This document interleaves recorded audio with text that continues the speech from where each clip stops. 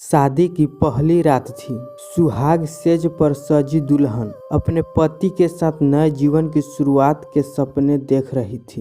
तभी उसका पति स्वादिष्ट भोजन का थाल लेकर कमरे में आया और कमरे में उस भोजन की खुशबू फैल गई। दुल्हन ने मुस्कुराते हुए कहा, क्यों न माँ जी को भी बुला लेते, हम तीनों साथ में भोजन करेंगे। पति ने हंसते हुए कहा, छोड़ो, माँ खाकर सो गई होगी, आओ हम प्यार से खाना खाते हैं।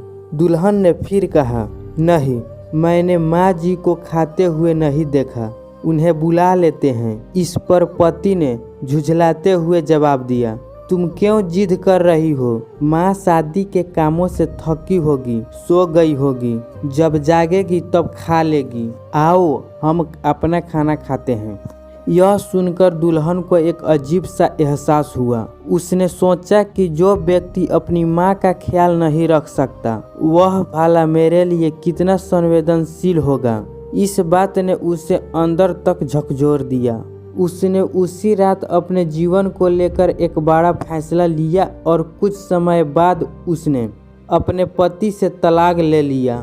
समय बीतता गया, दुल्हन ने दूसरी शादी कर ली और अपने जीवन को नई दिशा दी। उसका नया परिवार उसे प्यार और सम्मान देता था। कुछ वर्षों बाद उसके 2 बच्चे हुए जो बेहद सुशील और आज्ञाकारी निकले।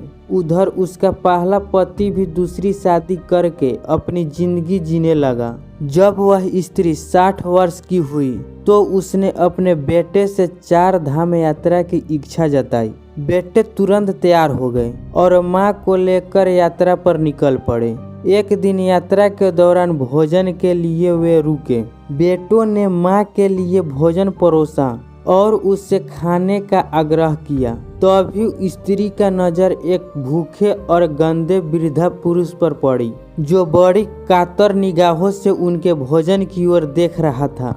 स्त्री का दिल पिघल गया। उसने अपने बेटों से कहा, पहले इस वृद्धा को नहलाओ, साफ कपड़े पहनाओ, फिर हम सब साथ में भोजन करेंगे। बेटे जब उस वृद्धा को नहलाकर और कपड़े पहना कर लाए तो स्त्री उसे देखकर चौंक गई। वह वृद्धा कोई और नहीं बल्कि उसका पहला पति था, जिससे उसने सुहाग रात को ही तलाक ले लिया था। स्त्री ने वृद्धा से पूछा, तुम्हारी यह हालत कैसे हो गई? वृद्धा ने नजरें झुकाकर कहा, मेरे अपने ही बच्चे मुझे भोजन नहीं देते, मेरा तिरस्कार करते हैं और आखिरकार मुझे घर से बाहर निकाल दिया।